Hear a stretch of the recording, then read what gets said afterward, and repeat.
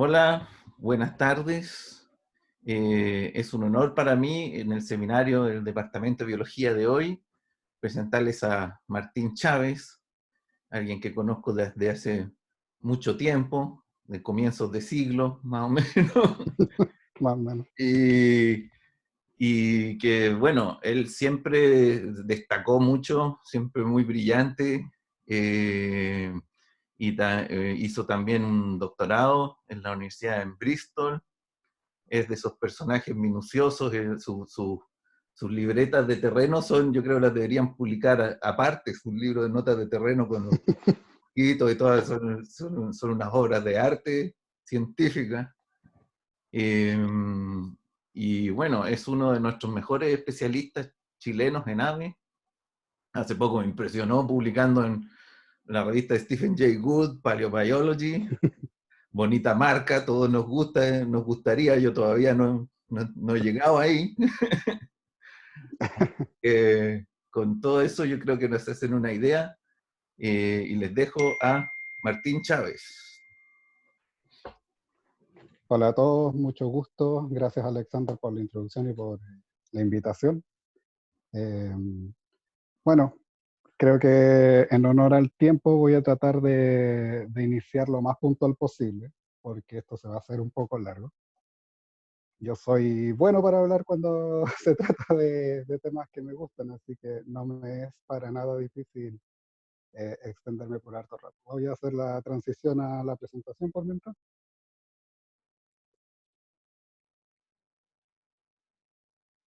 Seminarista y que va a dar el seminario. De cerca está poniendo el Ahí. PowerPoint. Les voy a pedir a todos recordar poner en mudo sus micrófonos para evitar el bullicio durante la presentación. Y bueno, el tema del día de hoy, por favor, vayan señalándome a través de audio si es que necesita algún problema, el Alexander me lo hará llegar. Pero la presentación del día de hoy se trata sobre la evolución de las aves marinas en el Pacífico Sur.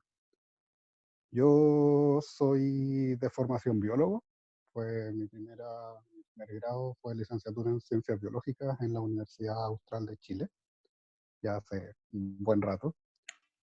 Y luego hice mi doctorado en la Universidad de Bristol en el Departamento de Paleobiología de la universidad, bajo la tutela de Mike Benton, en específicamente el estudio de aves marinas fósiles, en este caso pingüinos para el doctorado, y durante el grado de licenciatura en aves fósiles de la formación Valle Inglesa, que también es una formación marina de aquí de Chile.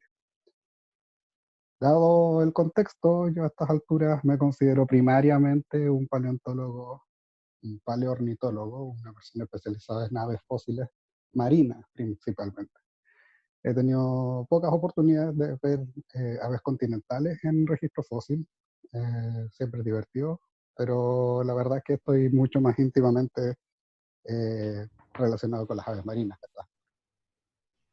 La presentación del día de hoy no solamente pretende darles una pincelada del registro sudamericano, específicamente de Chile y Perú, sino que también ponerlo en el contexto amplio. La idea es pensar en cómo las aves han incursionado en los medios marinos, específicamente en la cuenca del Pacífico, a través de los últimos 70 millones de años, como vamos a ver. Vamos a dar inicio entonces, y para eso siempre vale la pena hacer una primera aproximación sobre este medio específico en el que vamos a estar conversando, que es el océano. Los océanos son las grandes masas de agua salada que cubren la superficie terrestre.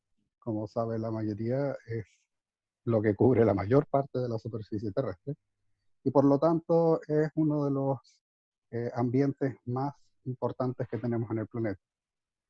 Como habrán escuchado también en más de alguna ocasión, la vida viene desde el mar. Todas las primeras etapas de la evolución de la vida ocurrieron en el mar.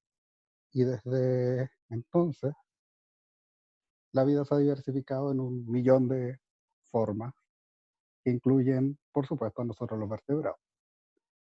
Ahora, los océanos son interesantes como ámbito de estudio en cuanto a su geografía, porque a diferencia de lo que ocurre con los continentes, que son mucho más discretos, los océanos en realidad son, bueno, un continuo. Si nosotros lo vemos desde la perspectiva de límites físicos, la verdad es que se puede hablar de que en la Tierra hoy en día hay solo un océano global. Todos los océanos que hoy día distinguimos están interconectados sin barreras terrestres. Eso no ha sido siempre el caso a través de la evolución de nuestro planeta, pero en el momento presente todos los cuerpos de agua siguen conectados entre sí. Por lo tanto, en una perspectiva muy amplia, podríamos pensar en que no hay barreras realmente entre estos bloques de agua. Pero lo cierto es que, si bien siempre hay pasos entre los grandes cuerpos de agua salada del planeta, la verdad es que los bloques continentales sí interrumpen el flujo tanto de nutrientes como de corrientes, como de distintos otros elementos que, por supuesto, van a influir la biota, los seres vivos presentes en esos ámbitos. Y desde esa perspectiva podemos distinguir tres grandes océanos en el planeta actualmente, y hay quienes también clasificarían simplemente a estos tres como los tres océanos del mundo, que corresponden a el océano Pacífico, el Índico y el Atlántico. Para la charla del día de hoy nos vamos a enfocar en el océano Pacífico, que, como todos sabrán, es el que bordea nuestro país, Chile, y lo que es el oeste de Sudamérica. Del otro lado tenemos el Atlántico, que se ubica específicamente entre el bloque sudamericano y el bloque, eh, entre el bloque americano y el bloque de África y Europa. Y luego tenemos el Índico en la cuenca que se encuentra entre África, al sur de Eurasia, y al oeste de eh, Oceanía. Además de estos tres grandes bloques de agua, podemos reconocer dos otros océanos ocasionalmente. Hay debate respecto a qué tan válido es eh, el uso de estos dos términos, pero tenemos el océano Ártico y el Antártico en los círculos polares del norte y del sur. Para fines prácticos en esta charla, vamos a estar hablando principalmente de la cuenca Pacífico con, eh, según el momento del tiempo en el que estemos hablando, con la región del océano Antártico, Pacífico, también cubierto. Esto lo vamos a ver eh, principalmente en relación a la configuración continental de cada intervalo de tiempo que vamos a ir viendo. Bueno, si tenemos entonces un continuo de agua, ¿por qué distinguimos distintos océanos?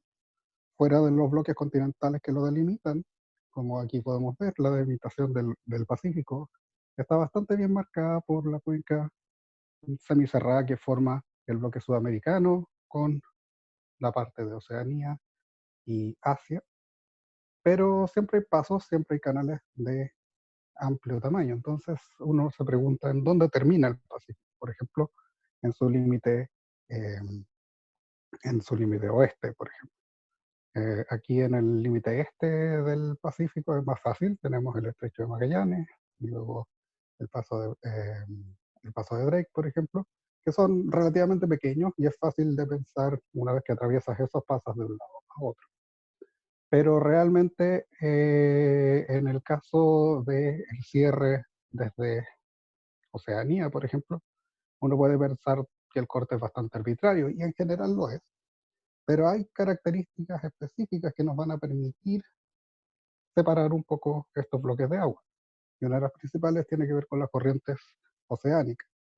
Las corrientes que fluyen a través de los distintos océanos están fuertemente influenciadas tanto por el giro de la Tierra como por los gradientes térmicos del planeta, y estos generan, bueno, ciclos de agua bastante autocontenidos, como podemos ver en la imagen de la derecha que muestra las principales corrientes en el Pacífico. Tenemos el giro del hemisferio sur, de aquí, que gira en dirección desde Australia hacia América. Y en su parte ascendente, en la costa sudamericana, forma lo que se llama la corriente del Perú o la corriente de Humboldt. Si se fijan también, estas dos corrientes este sistema de corrientes es distinto en el hemisferio norte y en el hemisferio sur. Esto es debido a la rotación y giran en direcciones opuestas los giros que influyen a estas grandes corrientes. Por lo tanto, el ecuador, en el caso de los sistemas oceánicos, es realmente una frontera física en la cual tenemos corrientes convergentes que van en distintas direcciones y que actúan como, bueno, principalmente barreras para la distribución de ciertos grupos de organismos. Esto también sumado a la gradiente térmica que esto conlleva. Es por esta razón que es útil para nosotros pensar en el Pacífico Sur, por ejemplo, como un bloque separado del Pacífico Norte. Y por eso nos vamos a centrar también en esta región como algo singular. En el caso entonces de la gradiente térmica, lo que tenemos aquí es un mapa de temperatura. Esto es un poco más antiguo, esto es del 2011, del promedio de una semana durante el verano austral. Y como pueden ver aquí, los colores más rojos son los más cálidos y los colores más cercanos al azul, al blanco, son las temperaturas más frías. Y hay un gradiente muy marcado entonces de temperatura visible en los océanos, en la temperatura superficial. Si se fijan, cerca del Ecuador tenemos todo lo que corresponde a lo que ocasionalmente se llama la piscina caliente ecuatorial. Los trópicos, precisamente porque las corrientes giran en dirección eh, hacia la zona ecuatorial, concentran principalmente aguas más templadas. Y esto lleva a la existencia de básicamente grandes secciones del mar que son bastante cálidos. Esto actúa de nuevo como una frontera para la distribución de distintos organismos y las faunas se van adaptando a distintas condiciones específicas de temperatura. Dado que esta barrera se encuentra cerca del Ecuador, tenemos que pensar en ella también como un modulador de las faunas del norte y del sur. Y pese a que el Océano Pacífico es el más extenso y cubre tanto una gran parte de la sección del hemisferio norte como del sur, la verdad es que las faunas en ambos sectores son bastante diferenciadas. Aún así, pueden existir intercambios entre ambas zonas. Como ejemplo de estas barreras geográficas impuestas hacia la biología, tenemos aquí tres ejemplos clásicos de cómo este seccionamiento hemisférico ha influenciado a las aves marinas. Tenemos aves que solamente se encuentran en uno de los dos hemisferios. Esto principalmente es, en el caso de las aves marinas, cuando estamos hablando de aves asociadas a temperaturas, a zonas templadas o a zonas más bien frías. Dado que estas son aves más adaptadas a esas condiciones, estas prefieren, o más bien son incapaces usualmente de pasar la piscina caliente que se encuentra en el Ecuador, y por tanto esto genera este seccionamiento muy marcado de sus distribuciones. Ejemplo clásico de esto son los pingüinos que tenemos aquí, que son propios del hemisferio sur y su muchas veces dicho análogo del hemisferio norte, las alcas y los frailecillos que solamente se encuentran en el hemisferio norte. Si bien estos dos grupos nunca han sido hallados siquiera en el registro fósil en el hemisferio opuesto, no corresponden exactamente a análogos perfectos el uno del otro como a veces se piensa. No obstante, son grupos de aves marinas que cazan principalmente nadando utilizando sus alas. Las alcas en general las del hemisferio norte aún así retienen su capacidad de volar en la mayoría de los casos, aunque hay formas fósiles que perdieron completamente la capacidad de volar. Otro ejemplo interesante es el de los albatros que tenemos en el extremo derecho de su pantalla, donde básicamente lo que podemos ver es un seccionamiento de la distribución bastante marcado, dado que los albatros prefieren principalmente zonas más bien temperadas a frías. Debido a esto, como pueden ver, toda la sección ecuatorial es bastante pobre en albatros. Hay pequeños grupos y algunas especies puntuales que son capaces de colonizar estas zonas, principalmente en áreas más bien costeras o más próximas a la costa. Pero la gran mayoría de los albatros vivientes viven en el hemisferio sur. Y en el hemisferio norte solo tenemos albatros en la actualidad en el Pacífico Norte. Y es un solo género, el género Fovestria, el cual tiene 4 especies en la actualidad, de las cuales una está en el hemisferio sur. Así que la distribución de este grupo está bastante seccionada, pero en el pasado tenemos evidencia de que la distribución fue un poco más continua. Así que este seccionamiento geográfico entre norte y sur parece ser un evento más reciente en la historia de los albatros. Ahora, por supuesto que estas barreras no son perfectas, ya estamos hablando de aves. Las aves en su mayoría vuelan, muchas de las aves marinas vuelan, y por lo tanto no es raro que estas puedan alcanzar zonas bastante alejadas de, del planeta. Aquí tenemos algunos ejemplos de aves que pueden encontrarse en ambos hemisferios, que tienen o bien una distribución continua a través de ambos hemisferios, o bien que pueden nidificar en una zona y viajar largas distancias hasta el hemisferio opuesto. Esto es el caso, por ejemplo, del petrel moteado, que tiene un rango de distribución bastante amplio hacia el norte a través del Pacífico.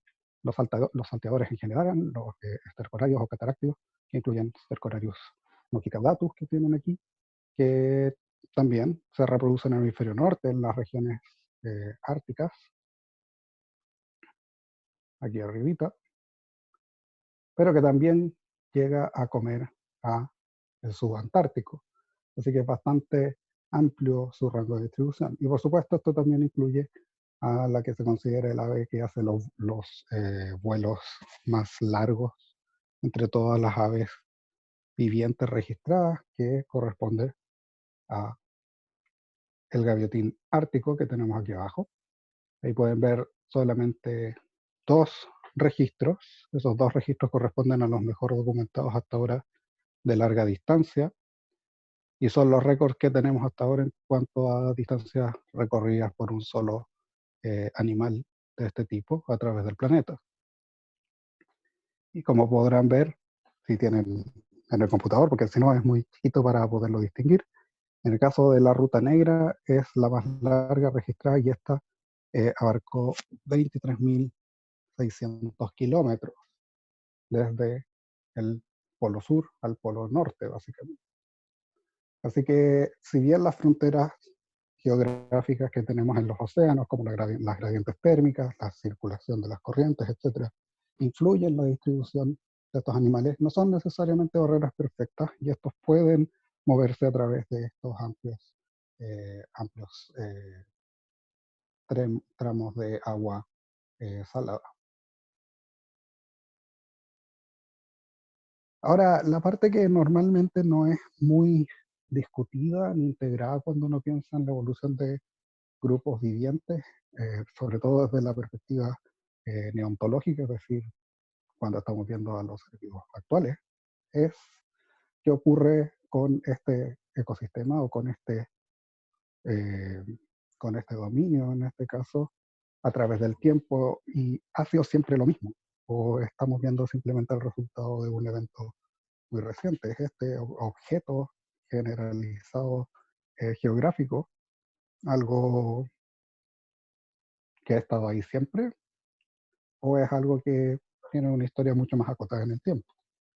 Y en el caso del Pacífico, esto puede sonar extraño, porque cuando pensamos en los océanos parecen ser eternos, digamos. El agua ha estado ahí siempre, siempre va a llenar cada espacio que se vaya abriendo, y por lo tanto podría parecer que siempre ha habido un océano Pacífico, pero la verdad es que el Pacífico como tal se empieza recién a formar durante el Jurásico, o bueno, hay debate en cuanto a los tiempos, pero en general el término Pacífico para asignar a la cuenca que actualmente representa el Pacífico solo se empieza a utilizar en torno a el Jurásico tardío, cuando empezamos a observar también el inicio de la formación del Océano Atlántico, específicamente la sección del Atlántico Norte. Previo a eso, por ejemplo, durante el Triásico teníamos solamente un supercontinente, Pangea, y hablábamos de solo dos océanos. Estamos viendo aquí el Tetis, un antiguo océano que hoy día ya no existe, y Pantalasa, el océano global que abarcaba la mayor parte del planeta. Básicamente, los remanentes de Pantalasa son los que se terminan convirtiendo en el océano Pacífico. Es simplemente un cambio de nombre para esta gran cuenca, la más grande de los océanos que tenemos en la actualidad. Si vemos acá abajo, luego en el Jurásico, básicamente tenemos el inicio de la apertura del Atlántico Norte, y aquí empezamos a utilizar entonces el término Pacífico para referirnos al bloque que antiguamente se refería principalmente a Pantalasa. Esto coincide también con los registros más antiguos que tenemos, por ejemplo, de corteza oceánica, de la placa Pacífico. De modo que geológicamente, esta es una de las razones por las cuales solo a partir del Jurásico empezamos a hablar de la existencia del Pacífico. De nuevo, hay debate respecto a la terminología y su inicio específico con estos temas. Desde entonces, el continente sudamericano, por ejemplo, ha sufrido multitud de cambios. También ha ocurrido en Oceanía y en el caso de la Antártida. Y debido a esto, la cuenca Pacífico ha ido cambiando a través del tiempo.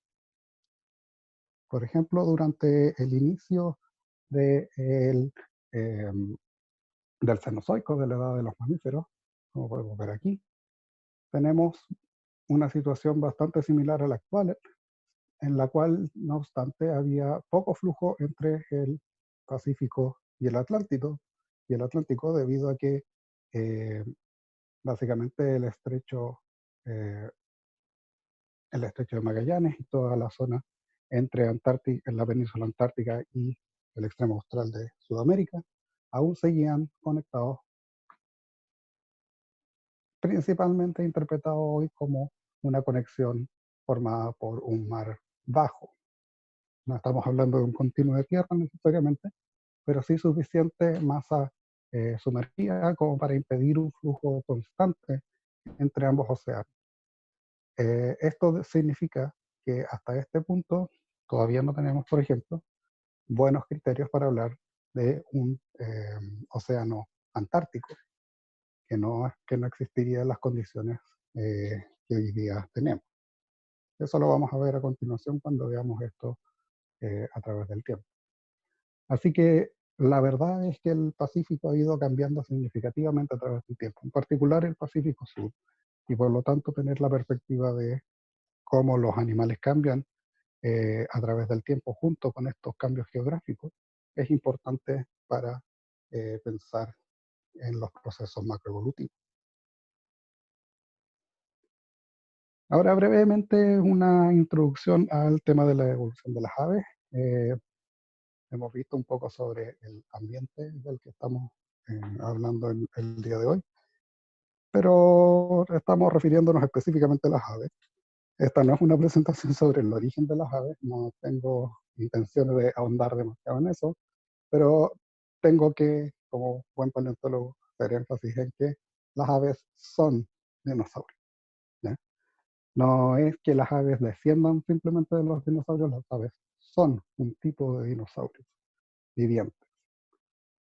Debido a esto es que normalmente cuando usamos la palabra dinosaurio, nos estamos refiriendo en realidad a lo que hoy en día definimos un poquito más finamente como dinosaurios no avianos, es decir, aquellos que no son realmente del linaje específico de las aves. ¿Cómo sabemos que las aves y los dinosaurios están vinculados? Bueno, hay una multitud de caracteres anatómicos que lo demuestran. Aquí pueden ver una comparación entre el esqueleto de Archaeopteryx, un ave primitiva, y un raptor primitivo, Sinornithosaurus, de China. Y ahí pueden ver marcadas 12 características en común entre estos dos animales. Y todas esas características que tienen marcadas, que pueden ver la lista de características abajo, son todas similitudes muy, muy gruesas. Estamos hablando de cosas muy generales que o bien no comparten con las aves vivientes actuales o que han sido fuertemente modificadas en las aves actuales. Y no estamos viendo siquiera los detalles finos que nos indican la similitud fuerte que existe entre los dinosaurios, específicamente el grupo de los raptores y las aves vivientes.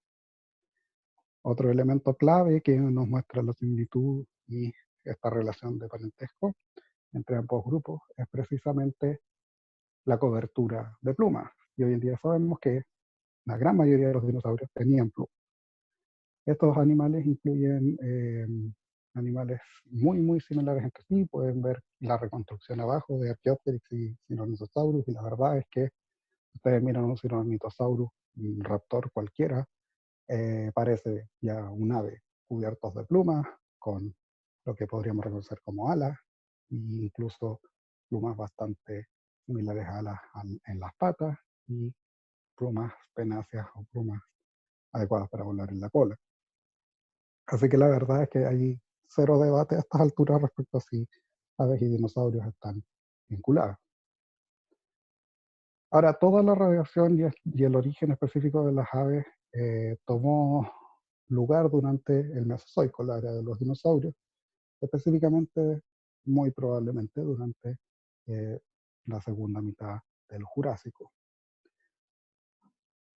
El problema que tenemos hoy en día con esto es que hemos acumulado suficiente evidencia como para tener una dificultad extra cuando estamos hablando de este tipo de organismos, y es que la definición de aves se nos ha vuelto cada vez más nebulosa. ¿A qué me refiero con esto? A que, como pueden ver aquí, hay un árbol de las relaciones entre algunos grupos de dinosaurios. Tenemos por un lado, por ejemplo, a los oviraptores aquí, los raptores propiamente tal, los animales como Velociraptor, Deinonychus aquí, animales como Stenonychosaurus o antes llamado Trodon por el lado de acá, y luego toda la rama que comúnmente llamaríamos aves, que a partir de aquí radian. No obstante, de todo este grupo de animales, solo la punta de acá puede ser realmente llamada aves. Y ahí tenemos entonces dos términos importantes. Uno es aves, desde la perspectiva taxonómica, y el otro es aviale, desde la perspectiva taxonómica. ¿A qué nos referimos con esto? La palabra aves como clase, como la definió Linneo, está basada solo en las aves vivientes y por lo tanto se refiere a el grupo corona de aves. ¿Qué significa todo eso? Que se aplica básicamente al grupo de aves vivientes. De modo que técnicamente, desde la perspectiva taxonómica, aves, en el sentido más estricto de la palabra, solo son las que ocasionalmente van a encontrar en la literatura con el nombre de neornites, o aves nuevas, que en realidad corresponden todos al grupo que tiene representantes vivientes de aves. Por otra parte, todos los animales más afines a las aves que a los raptores pertenecen a lo que llamamos aviales, y que es ocasionalmente considerado el grupo de aves en sentido laxo de la palabra. Y estos son entonces animales como Archaeopteryx, Confuciusornis, las enantiornites, Hesperornis, Ictiornis, distintos grupos de aves del Mesozoico, que hoy en día no tienen descendientes vivientes. Este es un problema particular del español también, porque en el español usamos la palabra aves en un contexto vernáculo para todos los días. Todos usamos la palabra ave. Y esto genera el problemita de que esto de decir las aves del Mesozoico no son aves suena bastante raro.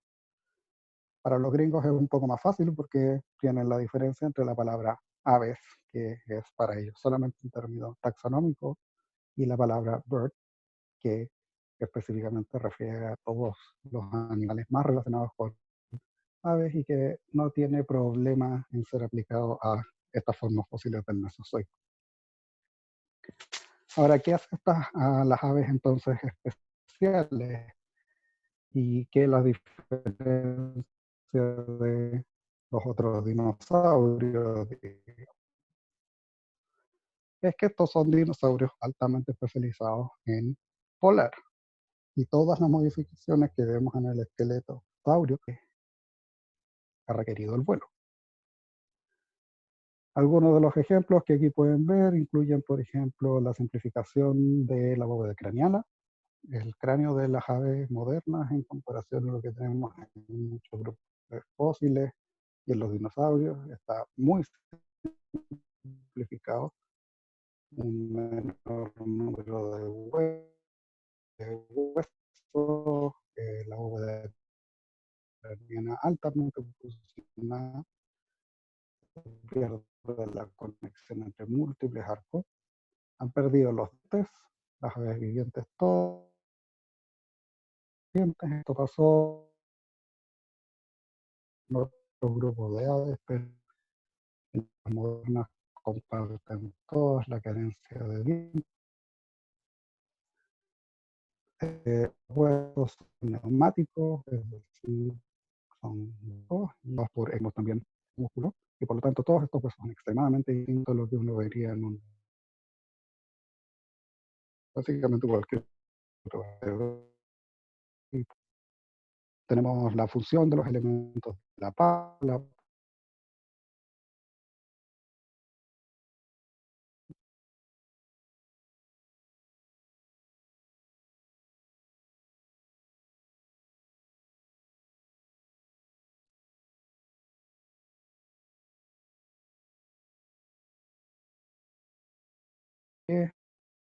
en un dinosaurio, sí, y terminamos con básicamente una pata formada por tres bloques. Todas estas características también nos permiten con relativa facilidad distinguir un ave de otros animales cuando la encontramos en el registro fósil. Los huesos todos nos van a indicar de qué se trata el animal que estamos viendo. Ahora, entre más fragmentado, más difícil, y en ciertos momentos del tiempo geológico se vuelve cada vez más difícil porque puede corresponder a distintos grupos de animales. Algunos quizás muy cercanamente vinculados con las aves, pero no aves exactamente. Así que dependiendo del intervalo en el que estemos viéndolo, puede ser más o menos difícil distinguir a nuestras aves en el registro fósil. Durante el Mesozoico, entonces, los aviales, o las aves en el sentido más amplio de la palabra, tuvieron una primera gran radiación que derivó en la aparición de múltiples linajes de aves que hoy en día están completamente extintos. Incluye muchos grupos de aves con dientes, aves con colas largas, óseas, y otros grupos que terminaron por extinguirse durante el evento de finales del Cretácico, 66 millones de años, y dejaron solamente a, bueno, las aves en estricto rigor, las aves modernas.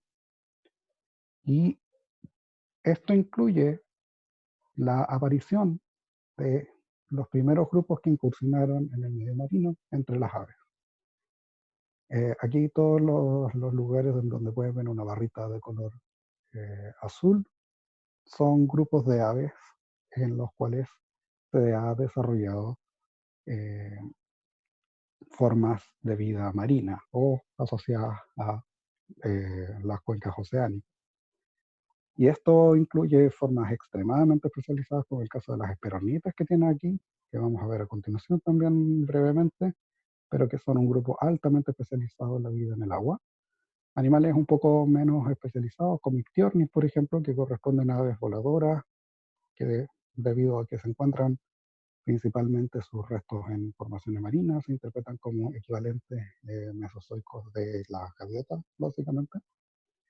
E incluso en las enantiornites, un grupo de aves muy importante del Mesozoico, tenemos algunos registros en cuencas marinas que nos permiten sugerir que al menos algunas de ellas pudieron haber sido animales marinos. Así que esto ha ocurrido en forma independiente múltiples veces en la evolución las aves, y no solamente entre las aves vivientes, sino que también con la radiación de aves en el Mesozoico. Hace 66 millones de años, no obstante, tuvimos lo que conocemos como el evento KPG, o antiguamente llamado evento KT, que corresponde al evento de extinción de los dinosaurios no avianos. Esto marca el final de la era mesozoica y el inicio de la era cenozoica, o llamada también la era de los mamíferos.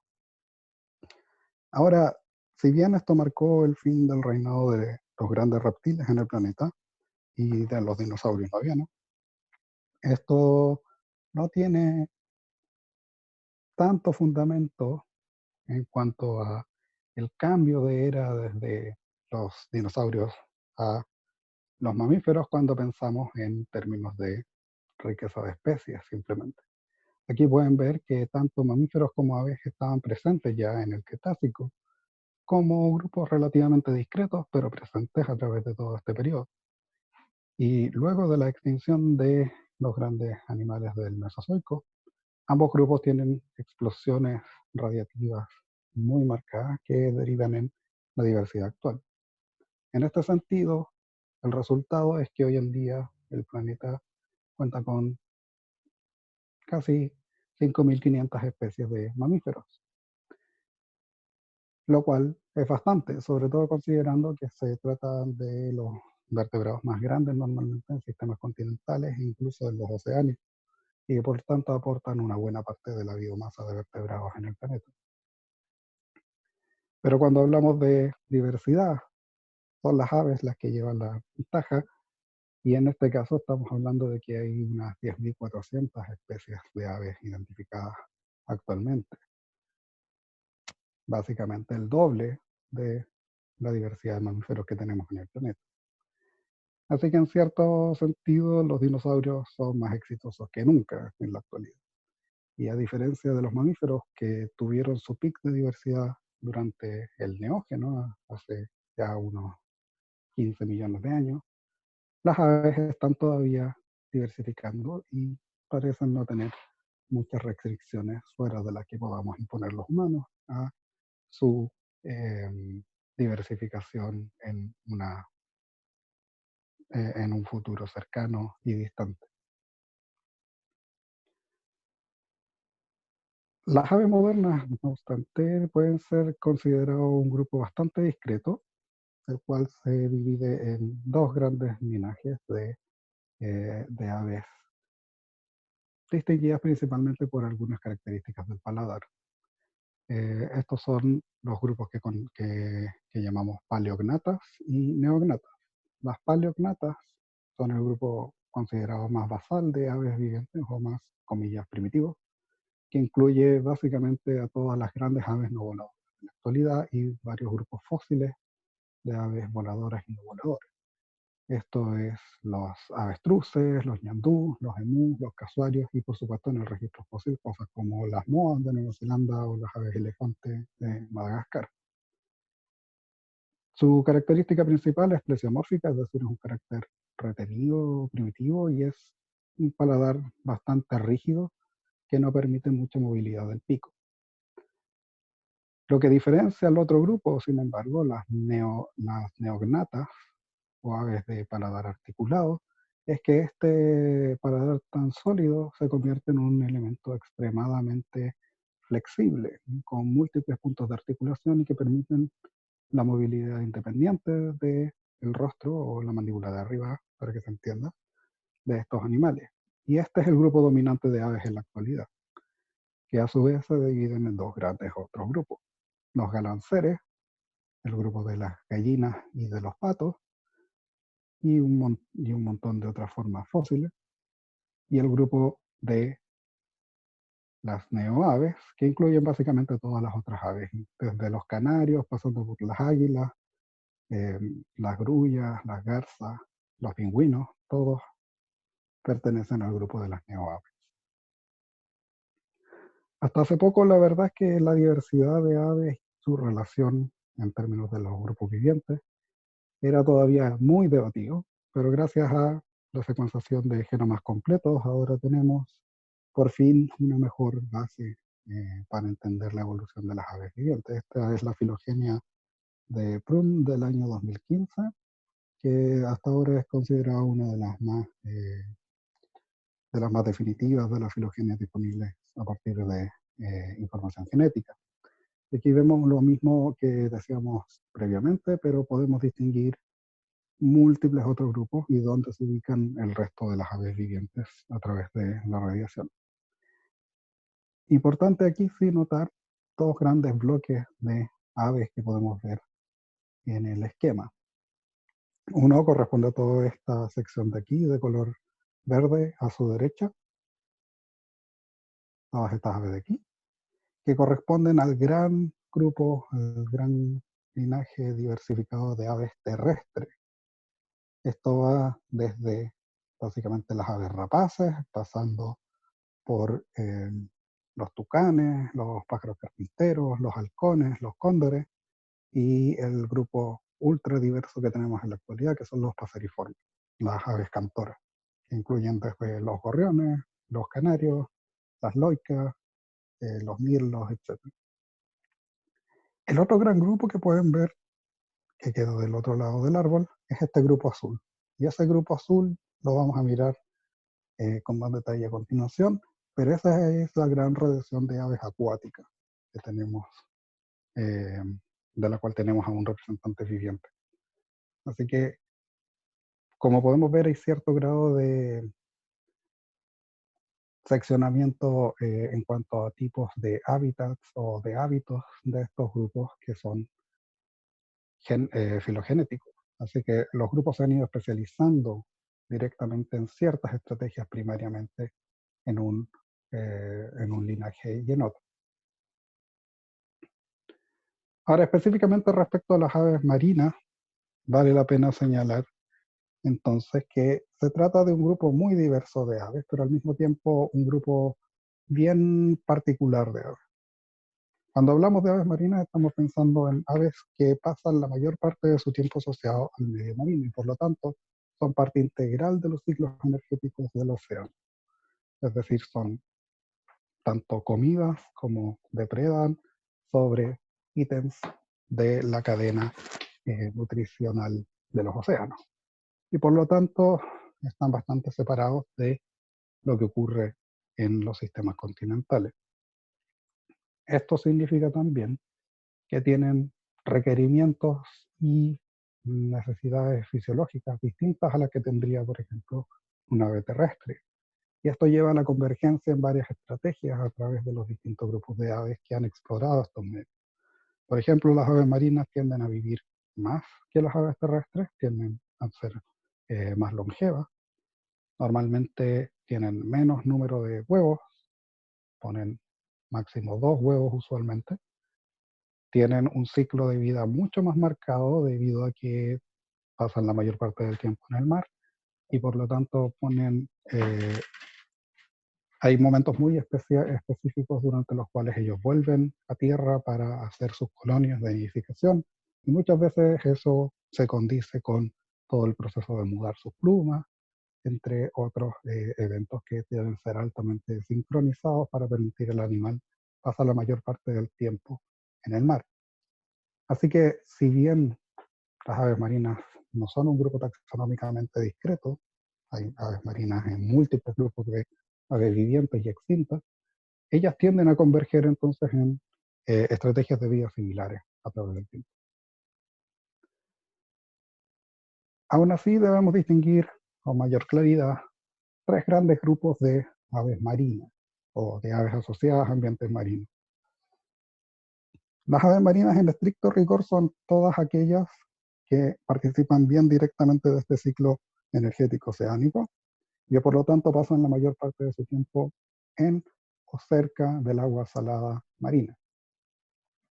Y a su vez, respecto a qué tan aisladas quedan del medio terrestre, podemos distinguir 2 grandes grupos: las aves marinas oceánicas y las aves marinas costeras. Las aves marinas oceánicas son las que podríamos llamar verdaderamente aves marinas. ¿Y qué significa esto? Que pasan, bueno, básicamente 90% de su tiempo en el mar, ¿ya? Pasan casi toda su vida ahí, cazan, se reproducen, algunas duermen, hacen la mayor parte de sus procesos en el mar y vuelven a tierra solo durante el periodo que necesitan para reproducirse y mudar su plumaje.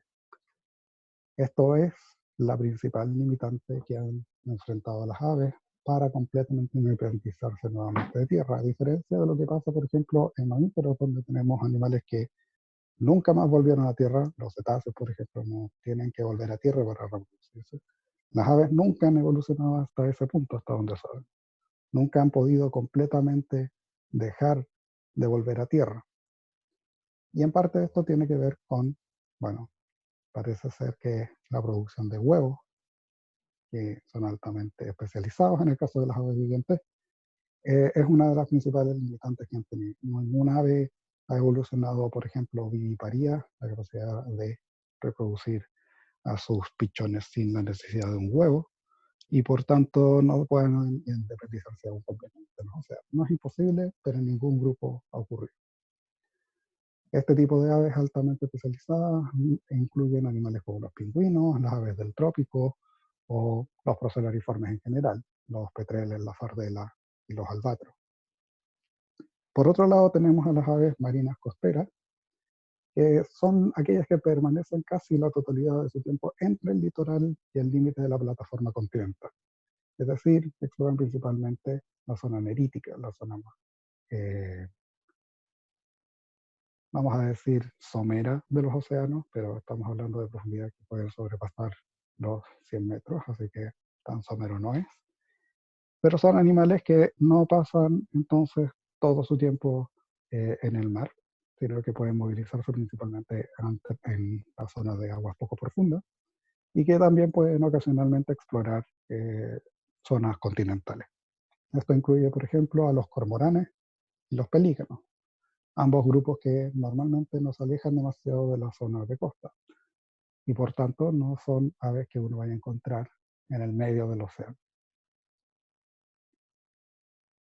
El último grupo que podemos distinguir corresponde a las que llamamos aves litorales. Y las aves litorales ya no son realmente aves marinas. Las aves litorales son aquellas que se alimentan exclusiva o parcialmente en las orillas, rompientes, marismas, pantanos litorales, y que normalmente no incursionan necesariamente en el agua salada para comer.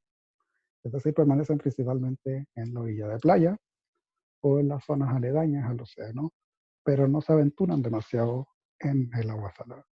Y por lo tanto, esto puede ser bastante amplio, y esto incluye principalmente a todos los grandes grupos de caradriformes litorales. Estamos hablando de animales como los ostreros o pilpilenes que pueden ver aquí, que son animales que para todos nosotros son muy asociados a la playa cuando vamos y los vemos ahí. Pero en realidad son animales que no pasan mucho tiempo en el agua en sí mismos, y por lo tanto tienen otro tipo de requerimientos y de presión. En el sentido más amplio de esta terminología, aquí podemos incluir todo grupo de ave continental que ocupa la zona litoral. Eso incluye desde las rapaces que uno puede ver ocasionalmente dando vueltas en la playa hasta la ocasional paloma que puede llegar a la playa. Así que es el grupo más laxo y es el grupo que tiene menos conexión directa con los océanos y por lo tanto no tiene las mismas presiones eh, fisiológicas y evolutivas que tienen las aves marinas propiamente tal. Así que de aquí en adelante vamos a estar hablando principalmente de las aves marinas, oceánicas y costeras, pero nos vamos a enfocar principalmente en las oceánicas. ¿Cuáles son las aves marinas entonces? Acá tienen un pequeño cuadro resumen que nos muestra los grandes grupos de aves marinas vivientes y algunos anexos. Tenemos básicamente a los pingüinos, los efeniciformes, un orden separado y con una sola familia viviente, fenícides. Tenemos a los procelariformes, las aves con nariz de tubo, como le dirían los gringos, que incluyen a los albatros, familia propia, Diomedeidae, los petreles, fardelas y afines, que incluyen que se incluyen dentro de la familia Procelaridae, y las golondrinas de mar, que corresponden a la familia Hydrobatidae. Estos tienen pequeñas modificaciones en el tiempo. Por ejemplo, a veces se habla de la familia Pelecanidae para hablar de los petreles de los zambullidores o jucos, que les llamamos acá en Chile, que en realidad hoy día todo apunta a que son simplemente un grupo bien especializado de petreles, así que son proceláridos. Otros grupos incluyen a los Phaetontiformes, que incluye una sola familia con un solo género viviente, Phaetontidae, con las aves del trópico. Los pelecaniformes, que de todas las familias que hoy en día se incluyen dentro de pelecaniformes, las únicas que realmente son aves marinas son los pelícanos, la familia Pelecanidae. Los suliformes, que es una familia casi totalmente marina, que es un orden casi totalmente marino, incluye a la familia Fragatidae, las aves fragatas, Phalacrocoracidae, que son los cormoranes, y Sulidae, que son los piqueros. Hay una cuarta familia dentro del orden, que son los aníngidos o aves serpientes o aningas, que son de agua dulce. Así que es la excepción dentro del grupo en cuanto a aves marinas. Y por último tenemos a los queradriformes, un grupo de este orden es extremadamente diverso, hay una gran cantidad de familias dentro de él, viviendo en casi todo tipo de ambientes, los hay desde los desiertos hasta los mares, y de entre los cuales las tres familias marinas propiamente tales, o las que normalmente vamos a estar hablando de ellas como aves marinas, son los láridos, el grupo de las gaviotas, los gaviotines y también los rayadores, se incluyen aquí hoy en día. Los estercorárides, que son los salteadores o escúas, que son muy similares en apariencia general a una gaviota, pero tienen hábitos bastante distintos. Y los álcidos, que son las alcas y frailecillos del hemisferio norte. Ocasionalmente también podemos incluir algunos miembros de otros órdenes o de los mismos órdenes, pero en los cuales no siempre todos son marinos necesariamente. Por ejemplo, hay patos marinos, anátidos, que son exclusivamente o altamente marinos, la mayoría son aves marinas costeras. Se incluye, por ejemplo, los patos no voladores de la Patagonia, los quetrú, o patos a vapor, que le dicen en inglés. Los amormujos también son considerados ocasionalmente aves marinas, principalmente aves marinas costeras, y algunas familias de caradriformes adicionales, como los escolopácidos, que incluyen a los faláropos o pollitos de mar, también son ocasionalmente contados como aves marinas. A esto hay que sumarle también algunos grupos extintos, aves fósiles, que tienen registro y se consideran en sí mismas aves marinas. Esto incluye a las esperornites, que ya hemos mencionado, del Cretácico, los protopteridos, por ejemplo, que es otro grupo extinto, o los odontopterigiformes, o el grupo que incluye al famoso pelagón. Ahora, ¿cómo podemos saber que un grupo extinto son o no aves marinas? Esa es una pregunta importante que vamos a discutir a continuación. Antes sí, importante mostrar acá, aquí tienen un detalle de una de las secciones de el árbol genético que habíamos visto antes, en donde pueden ver entonces específicamente el grupo de la gran radiación de aves acuáticas. Esta radiación de aves acuáticas incluye básicamente a todos los grandes grupos de aves que viven en los océanos, o bien de aves que viven cerca de cuerpos de agua.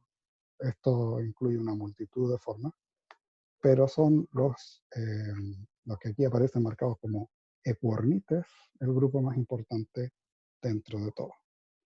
Y eso incluye principalmente formas marinas. Ahora, cuando estamos hablando del registro fósil específicamente, se vuelve un poco difícil pensar cuándo y qué es una ave marina. Y en ese sentido, tenemos que pensar cómo sabemos que este fósil pertenece o no a una ave marina. Hay distintos criterios y hay grupos en los cuales hay mejor demarcación que otros, pero el criterio principal es que sea un grupo de aves que se encuentra exclusivamente en rocas formadas en el mar. Esto ocurre en todos los casos. Si encontramos fósiles de estas aves solamente en formaciones marinas, será entonces considerado o un candidato a ser un grupo exclusivamente marino. Otra pista importante es cuando hay adaptaciones claras, por ejemplo, a la vida en el agua. En el caso de los esperonites o los protopteridos que vemos aquí, hay claras adaptaciones a nadar. En el caso de los esperonites, con las patas, y han perdido casi completamente las alas.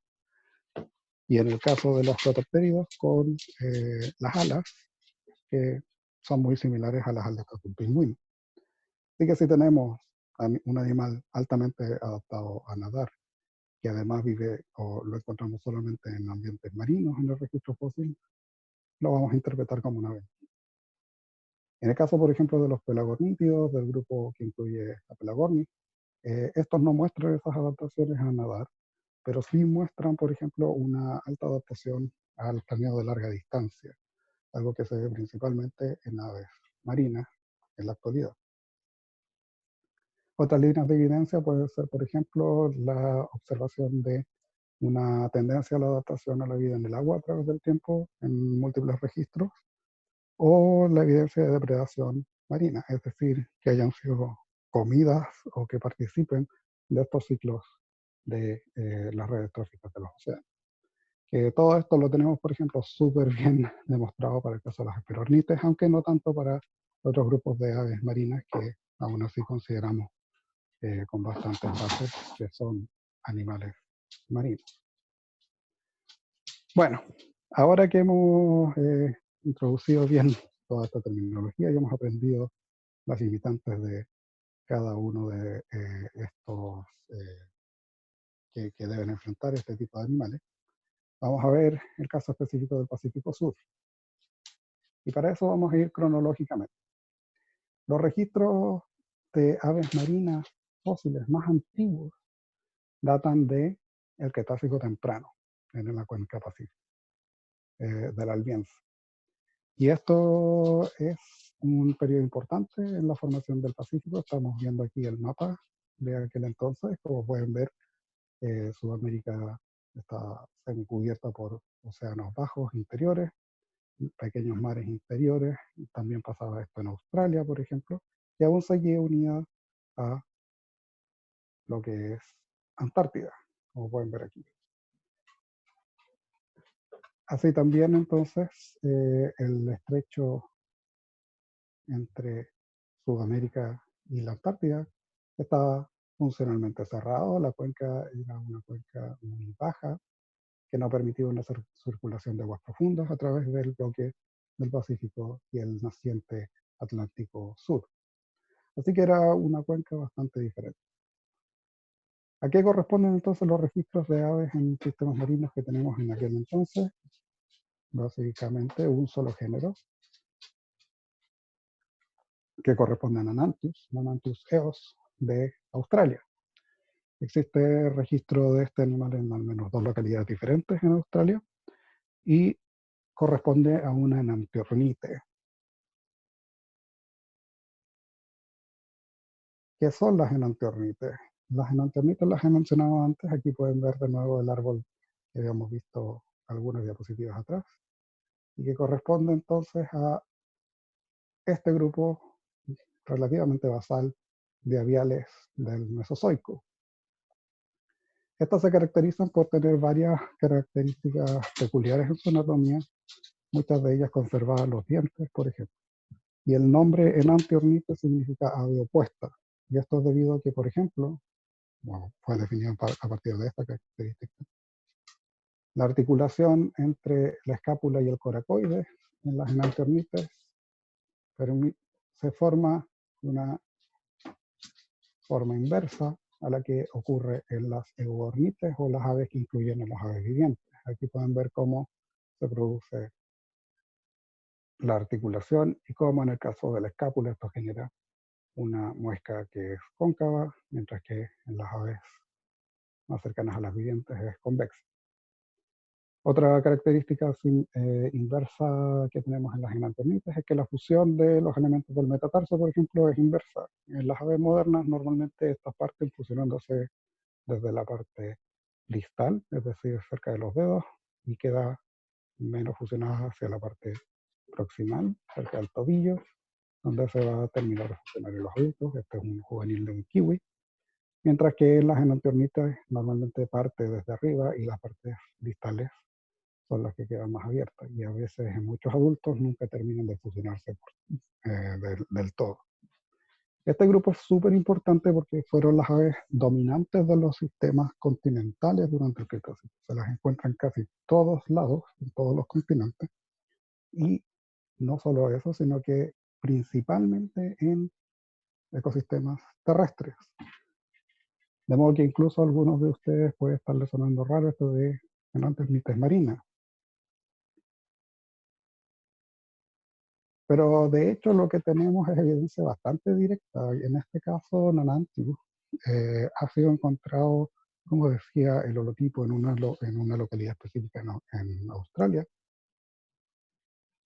Pero con posterioridad se encontraron restos de este animal en, bueno, un coprolito de ictiosaurio, específicamente asociado en contenidos gástricos de un ictiosaurio. Y en este caso del género Platypterygium, un ictiosaurio, un reptil marino con forma delfinoide, que también tenemos presente en el registro fósil chileno. Ahora bien, si esto implica necesariamente la escena que estamos viendo aquí, que el animal capturó necesariamente vivo a esta enantiornite en el aire, poco menos, y ahí se la comió, no lo sabemos. De hecho, esta reconstrucción es un pastiche que hice entre dos imágenes distintas para representar un poco la posibilidad. Pero lo mínimo que representa es que estas aves pasaban suficiente tiempo cerca de el océano como para pasar ocasionalmente a la dieta de reptiles marinos. Esto podría haber sido incluso en forma de carroña. Aquí pueden ver algunos de los restos fósiles conocidos de este animal, bien fragmentarios, no se trata de los fósiles más espectaculares del mundo, pero ya nos muestran que quizás las enantiornites empezaron también a explorar estos medios marinos en algún momento. Para el Cretácico tardío tenemos ya una nueva reconfiguración continental. Aquí pueden ver algunos de los cambios, principalmente en el caso de Australia, que empieza a separarse finalmente del bloque de Antártida, y la Antártida formando una vasta red de archipiélagos.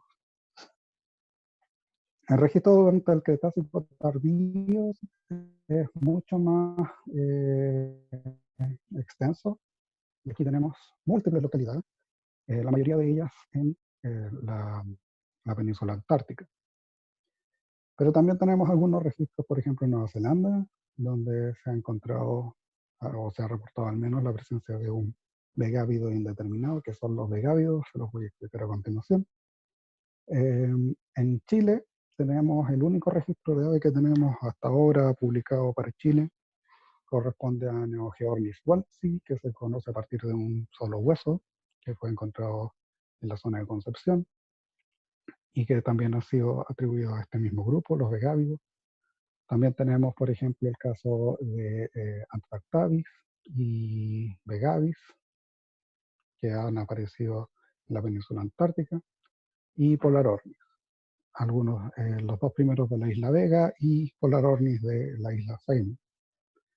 También podemos mencionar aquí el caso de Cogne, que es un animal encontrado del lado argentino, que si bien no necesariamente una ave marina, es una ave bastante próxima a la cuenca pacífica que podría haber tenido alguna interacción con estos sistemas. Aquí vemos una reconstrucción.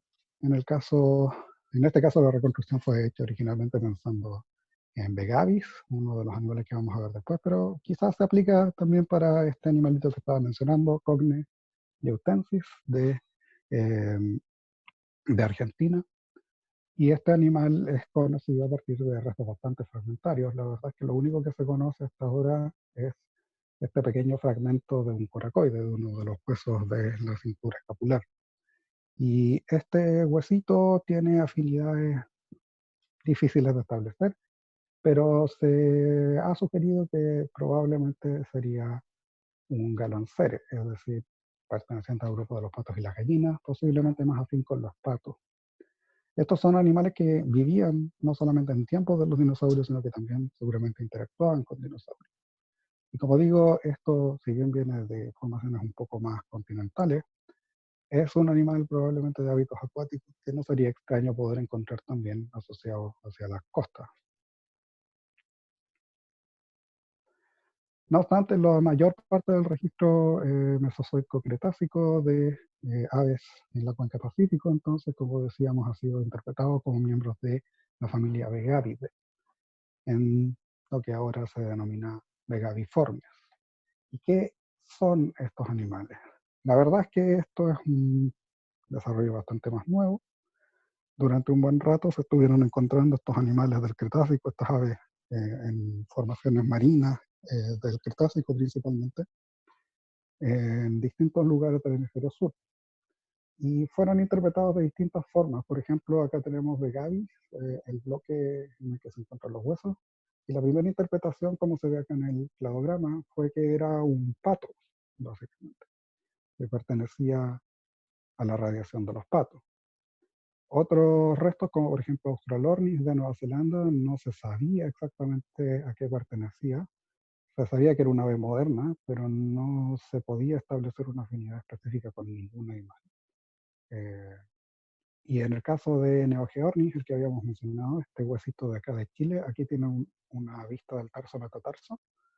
Se lo había asociado tanto con los esperornites, estas aves acuáticas cristáceas, que no tienen registro ahora en el hemisferio sur, y con los gávidos, un grupo viviente de aves acuáticas zambullidoras del hemisferio norte, que pueden comparar con el tarso metatarso de una forma actual. Y no se sabía realmente qué pasaba con estos animales. Las interpretaciones eran bastante confusas. Esta interpretación de que fueran gávidos era conflictiva. Por un lado, estos no se encuentran hoy en día en el hemisferio sur, y por otro, hay restos transicionales que llevan a la morfología especializada que tienen los gávidos actuales en el hemisferio norte mucho después del Cretácico. Y hace un par de años, en el 2007, Agnolin, Federico Agnolin de Argentina, junto con otros colaboradores, propusieron esta idea de que en realidad lo que pasa es que todas estas aves pertenecen a un grupo extinto de aves marinas zambullidoras, aves acuáticas, tanto en ambientes continentales como marinos, pero principalmente marinos, que es donde las estamos encontrando. Y se denominaron vegávidos. Aquí pueden ver que estarían posicionadas como el grupo hermano a la radiación de los patos. Y quizás serían una forma altamente especializada de patos zambullidores. El más completo hasta ahora de estos animales es Polarornis gregoris de Antártida, de la isla Seymour. Y pueden ver las partes que están en negro en el esqueleto, son los huesos que se conocen, algunas fotografías de algunos de los restos. Y la verdad es que hasta ahora no es mucho lo que podemos decir de este grupo de animales, salvo que son claramente especializados en la natación a través de las patas. También parece ser que son animales voladores, no han perdido necesariamente su capacidad de volar. Tienen picos largos y angostos que son similares a los que vemos en aves zambullidoras y en pingüinos primitivos, por ejemplo. Por lo cual no se parecen tanto a los patos en apariencia externa, pero hasta que no tengamos mejores evidencias y mejores análisis o restos más completos, no vamos a estar seguros de a dónde pertenece este grupo, y esperamos que vayan apareciendo cada vez restos más completos. Tras la extinción de los dinosaurios no avianos para finales del Cretácico, tenemos un cambio completo en las faunas mundiales, y en el océano eso se refleja claramente en la composición de los vertebrados. En el caso de los océanos se extinguen todos los grandes reptiles marinos que habían estado presentes hasta entonces, y hay una alta diversificación en grupos de aves, por ejemplo. Y en la cuenca Pacífico tenemos varios registros para aquel entonces, la mayoría de los cuales vienen de Nueva Zelanda. Tenemos algunos registros puntuales ahora en la Antártica también, con géneros como conflicto y Crossphalia, pero la gran mayoría de lo que sabemos hoy sobre el Paleoceno en el Pacífico Sur es gracias al registro de Nueva Zelanda. Eso incluye una amplia gama de animales en múltiples grupos, y esto es nuevo, ¿ya? Estamos hablando de que esta plétora de registros que ven del lado de Nueva Zelanda han sido publicados en los últimos 3 años, ¿ya? La gran mayoría de estos. Y esto ha sido gracias a un interés y una concentración de los estudios de los especialistas, tanto locales como internacionales, en estas formaciones que contienen aves del Paleoceno. Y encontramos, poquito después de la extinción de los dinosaurios, los primeros registros de este grupo extraño de aves, los Odontopterigiformes o pelagornítidos. Aquí pueden ver Protodontopteris ruthe, que es el más antiguo y uno de los más pequeños que conocemos hasta ahora. Aquí en la reconstrucción también ven un par de pingüinos en el agua, que son pingüinos primitivos, y estos animales ya estaban presentes unos 5 a 6 millones de años después del evento de extinción de los dinosaurios.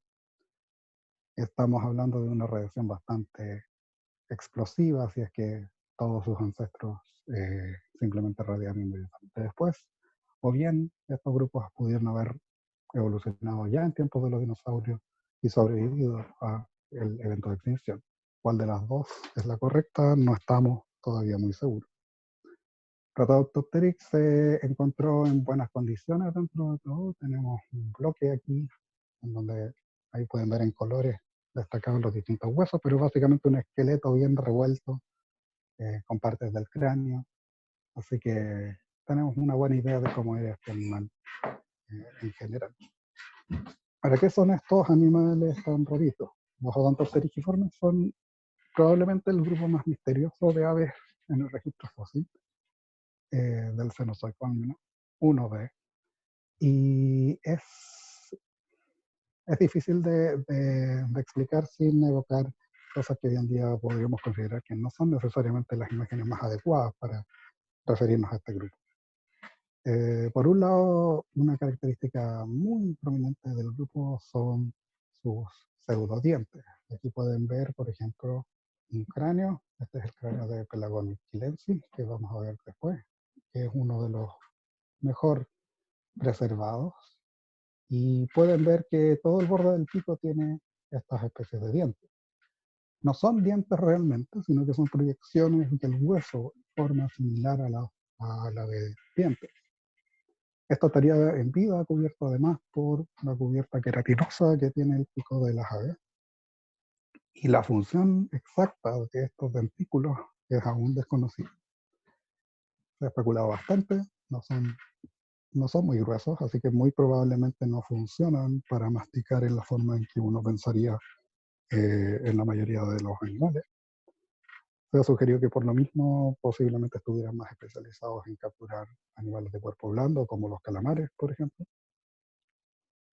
Tienen además una mandíbula muy articulada. Aquí pueden ver, por ejemplo, que hay 2 ramas súper marcadas que de hecho normalmente se preservan en 2 secciones separadas entre sí, lo cual sugiere que tenían capacidad de ensanchar la boca al abrirla y al tratar de tragar algo, lo cual lleva a varias preguntas. Y además son animales que en general alcanzaron tamaños desde mediano a muy grandes. De hecho, estas incluyen a las aves voladoras más grandes que tenemos en el registro fósil. Vamos a verlo un poco más. Sigue siendo un poco misterioso a qué grupo pertenecen. Los análisis disponibles sugieren que serían miembros también de los galanceres, también relacionados quizás más cercanamente con los patos, pero claramente muy distintivos como para pertenecer directamente a ese grupo, así que por eso utilizamos un orden separado, los Odontopterigiformes. Es importante señalar también que, como ven, ya aquí en el Paleoceno tenemos a los primeros pelagornítidos dando vueltas, y estos animales van a ser tan exitosos que van a sobrevivir hasta hace básicamente 2 millones de años. un poquito menos. Y luego, ¡pum!, desaparecen.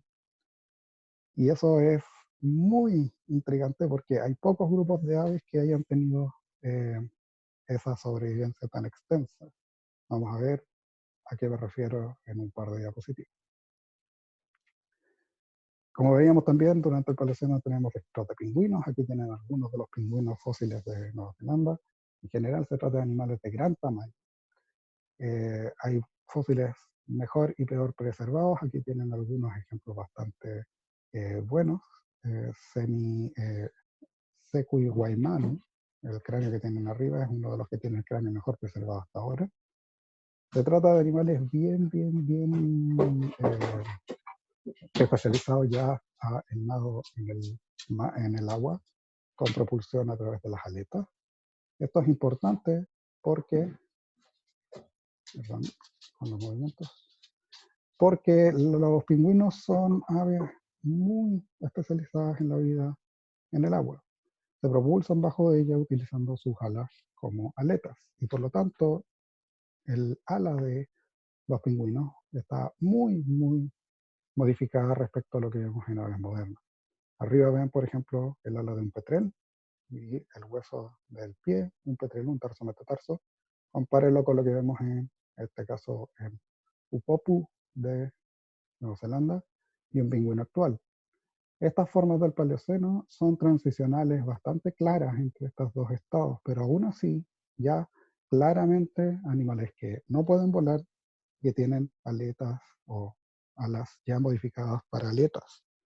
Esto es importante porque significa que el proceso evolutivo o la radiación inicial que lleva desde aves voladoras a pingüinos tiene que haber ocurrido muy temprano durante el Paleozoico, durante el Paleoceno. Estamos hablando inmediatamente después de la extinción de los dinosaurios, o de nuevo, venía ocurriendo desde antes, y sobrevivieron al evento de extinción. ¿Cuál de las dos es? No sabemos. Aún no tenemos fósiles de pingüinos voladores, ni en el Cretácico ni en el Cenozoico, así que hasta que no tengamos mejores restos fósiles, vamos a seguir con algunas dudas, pero está claro que ya para el Paleoceno medio había a lo menos 5 o 6 géneros dando vueltas en el planeta, así que era un grupo ya diverso. Otro de los registros del Paleoceno que tenemos, en este caso en Antártida, incluye a Conflicto Antárticus, un animal recientemente publicado por dos colegas argentinos. Aquí pueden ver la reconstrucción del esqueleto y el cráneo. Y pueden ver que el cráneo está bastante bien preservado. Se asignó y se interpreta como un pato, un lanceriforme. Probablemente relacionado con algunas formas que hoy en día viven solamente en Australia. Y si bien no necesariamente es un animal marino, probablemente haya sido un animal costero. Se encontró en una formación marina, pero dada la anatomía general de animales, más bien un análogo con animales zancudos, aves zancudas modernas, es decir, litorales o costeras. Ya en el Eoceno medio, entonces, tenemos nuevos registros. En general, los mismos sitios van a ser de relevancia y comenzamos a ver aportes de lo que es Perú, por ejemplo. Aquí tenemos los primeros registros de pingüinos en zonas más cercanas a los trópicos. Perudiptes, ya para aquel entonces estaba presente en Perú. Tenemos en Chile también la presencia de gávidos, que son de los gávidos más recientes que tenemos en el registro hasta ahora, en la zona del Algarrobo. Tenemos también pingüinos presentes en Nueva Zelanda, un género distinto a los del Paleoceno, caica, pero donde el registro es más diverso, sin duda, en la península antártica. La península antártica se convierte durante todo el Eoceno en un foco importantísimo de atención para el estudio de las aves marinas fósiles y en particular de los pingüinos, debido a que desde el Mioceno, desde el Eoceno temprano hasta el Eoceno tardío, tenemos secuencias de roca disponibles para estudiar. Y desde el Eoceno medio en adelante, básicamente, mucha cantidad de fósiles, principalmente pingüinos. Aquí vemos una reconstrucción del ambiente. Podemos ver dos pingüinos diferentes. En este caso, uno de los grandes pingüinos de aquel entonces, Anthropornis, y uno de los pequeñitos presentes en estos mismos sitios, Meseta Ornis. Recordar que la Antártida en aquel entonces, si bien no era necesariamente una zona tropical, ni mucho menos, tenía aún amplias zonas de bosques similares a los que tenemos acá en el sur de Chile hoy en día. Y en estos sedimentos se han encontrado no solo pingüinos, sino que restos de animales continentales y también de otras aves marinas. Los pingüinos ya en este entonces muestran señales de ciertas tendencias evolutivas importantes. Aquí pueden ver algunas reconstrucciones y restos de distintos pingüinos a través del tiempo. Ya veíamos los del Paleoceno como Guaymani en el extremo de aquí. Perudictes, que mencionábamos, aparece en este entonces ya en la zona de Perú. Y otras formas de mayor tamaño. Aquí los pueden ver comparados entre sí en escala y esto nos lleva a un tema de interés. Y es que muchas veces van a escuchar en la literatura mencionar la existencia de pingüinos gigantes. De hecho, hasta hace no poco han salido algunos trabajos hablando de pingüinos en el registro fósil de hasta unos 2 metros de estatura. Esto es realmente contencioso en estos días. Las estimaciones directas de tamaño han sido muy variadas y hay muchos problemas metodológicos que llevan a resultados muy distintos. Por ejemplo, en el cuadro que pueden ver aquí, ahí pueden ver a los que llamamos gigantes, que se trata de pingüinos que exceden el tamaño del pingüino más grande en la actualidad, que es el emperador, que de nuevo es un problema porque en ocasiones hay registros muy dispersos sobre cuál es el tamaño de un pingüino emperador. Esto es porque nadie se pone muy de acuerdo en cómo tomar el dato. A veces se mide desde la punta del pico, la punta de la cola del animal extendido, a veces está hablando de la altura del animal de pie, que eso es la altura de los pies en posición de estar parados hasta la cabeza, no el pico, etc. En mi experiencia, y después de haber estado trabajando bastante, yo he llegado a la figura que tienen a la derecha. Ahí pueden ver el tamaño comparativo de una persona con un pingüino emperador, que de pie no excede normalmente los 90 centímetros, comparado con un pequeño pingüino del registro patagónico, Madriniornis, el que está en verde, el pequeñito, y luego uno de los grandes pingüinos o pingüinos gigantes del Paleógeno, en este caso Incayacu. Y como pueden ver, en realidad el animal de pie no pasa mucho más allá de 1,20 m, 1,30 m máximo.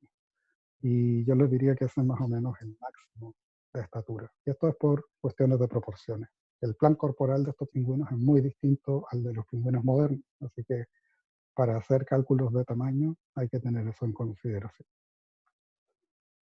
Ya en el Eoceno tardío, el registro sigue siendo extenso en la península antártica sobre todo. Tenemos ahora un mayor número de registros también para Nueva Zelanda. En Perú seguimos teniendo registros de algunos pingüinos, diferentes también a los que veíamos previamente. Y la presencia aún de pelagonítidos en la cuenca Pacífico, representada a través de registros en la península antártica y también en Perú. En Chile tenemos también en el extremo austral algunos registros de pingüinos gigantes en este mismo intervalo de tiempo. Aquí podemos ver otro pingüino, en este caso del Eoceno tardío, Incayacu paracacensis de Perú, otro de los pingüinos hallados allí. Y lo ven siendo cazado por un basilosáurido. Y, bueno, en este caso Cynthiacetus específicamente, un basilosáurido, una ballena, comillas primitiva, de aquel entonces. Y Incayacu tiene la peculiaridad de ser uno de los pingüinos gigantes mejor preservados. Tenemos un esqueleto bastante completo. Arriba pueden ver que hay una placa completa con los restos. Incluye también la preservación de plumas. Aquí pueden ver la aleta del animal y pueden ver las plumitas. Todo esto en café son las plumas de la aleta. Y esto es importante por varias razones. En parte, las plumas de los pingüinos son súper distintas a las de otras aves, muy especializadas, muy distintas a las de otros. Parecen escamitas. Y lo que vemos en este fósil es que ya estos pingüinos gigantes tienen básicamente las mismas plumas que las formas vivientes. También gracias a las técnicas de microscopía electrónica, hoy en día podemos ver también, por ejemplo, los melanosomas y otros cuerpos intracelulares que son los que se encargan de contener pigmentos. Y gracias a esto se puede tratar de reconstruir el color cuando tenemos una buena preservación de las plumas. Y en este caso los estudios sugieren, perdón, que en el caso de Incayacu lo que tenemos es un animal que el vientre probablemente sea de un color anaranjado, que es muy distinto a lo que vemos en pingüinos actuales. Ahora, han habido algunas réplicas a esta interpretación. Es probable que el color esté un poco mal interpretado en base a lo mal preservados que están estas estructuras celulares en el caso de Incayacu, pero es interesante pensar que quizás estos animales tenían paletas de colores distintas a las que vemos en la actualidad, así que eso puede tener varias causas distintas de interpretación para el futuro.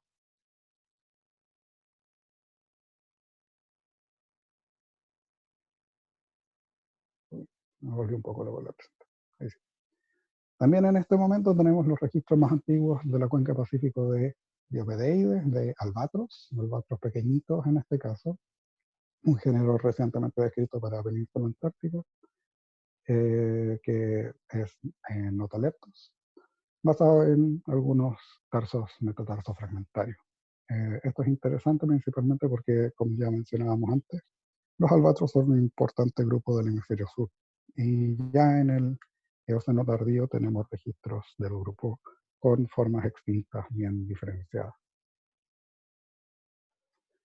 Durante el Oligoceno, nuevamente tenemos una amplia gama de registros, pero estos concentrados en Nueva Zelanda y algunos registros puntuales hacia el interior de Australia. En este caso tenemos registros principalmente de lagos continentales en Australia, que vale la pena mencionar principalmente porque incluyen grupos de aves que hoy en día sí se asocian principalmente a zonas marinas o costeras.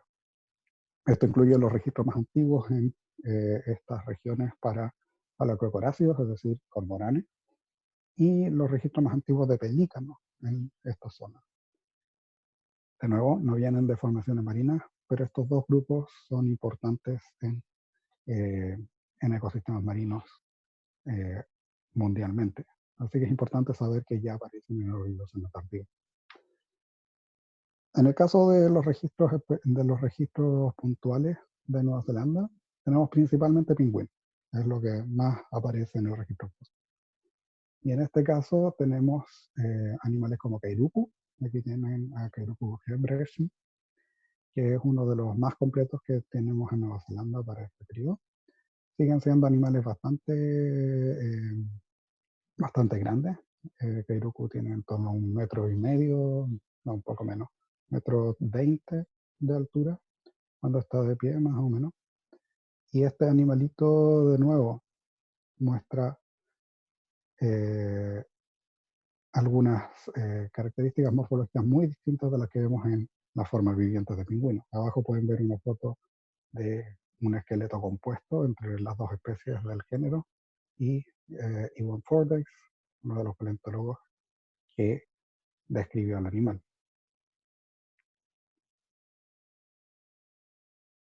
El Mioceno temprano es el inicio de un nuevo punto en la evolución de los océanos y del planeta, porque marca la transición a un nuevo intervalo, el Neógeno, y es el paso final que tenemos hacia los climas modernos en el planeta.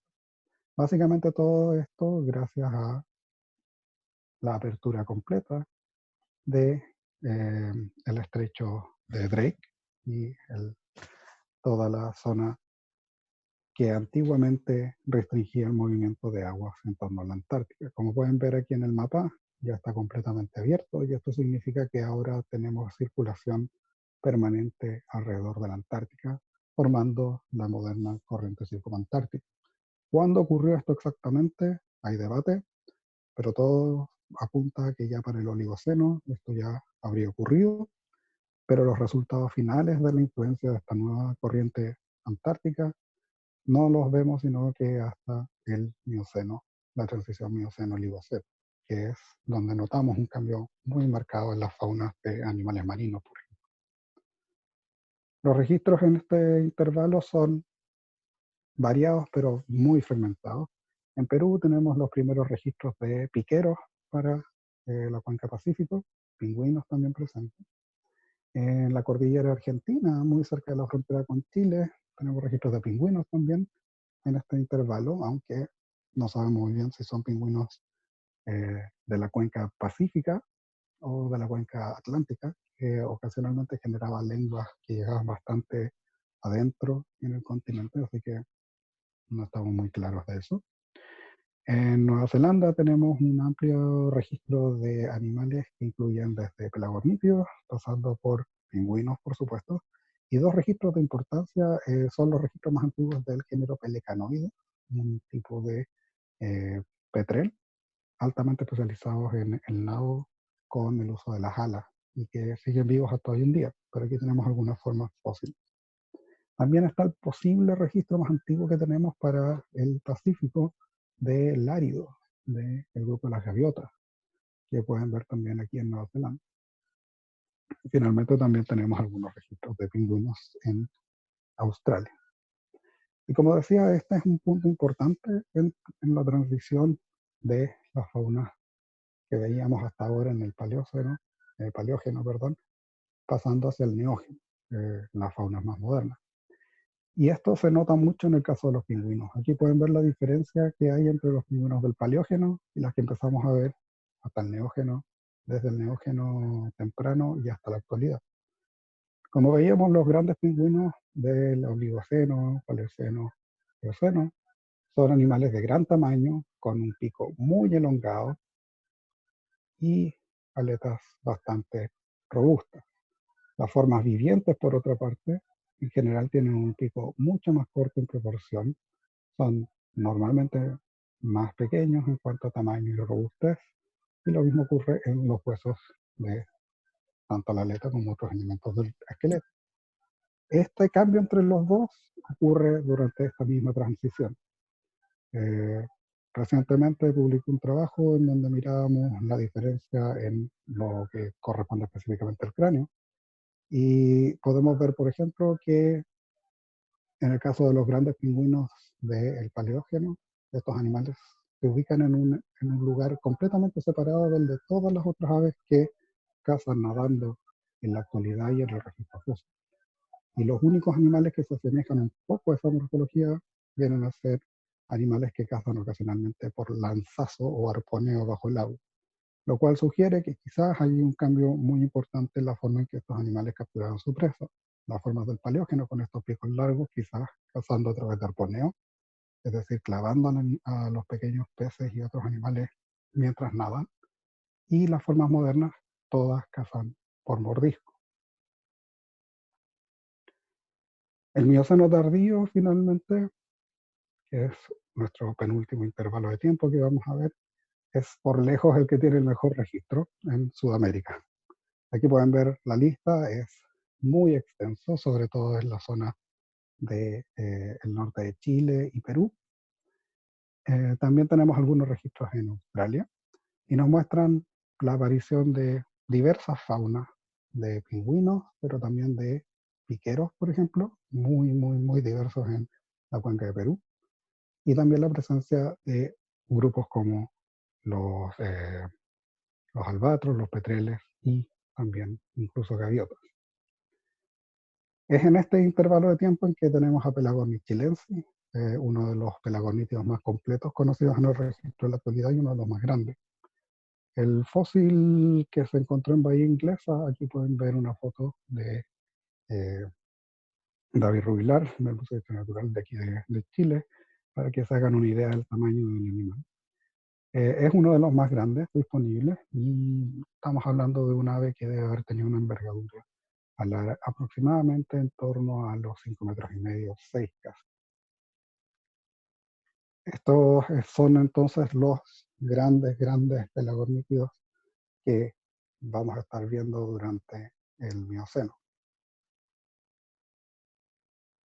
Este tipo de faunas son comunes y de hecho pelagornítidos también aparecen en el registro de Australia. Aquí podemos ver una reconstrucción de una playa australiana durante este intervalo, en donde vemos tanto la presencia de pingüinos como pelagornítidos en el cielo, interactuando con otros mamíferos acuáticos y también con marsupiales terrestres. Este tipo de escenas hubiera sido bastante común a través de todo el Pacífico, sustituyendo los marsupiales, por ejemplo, por distintos otros grupos nativos.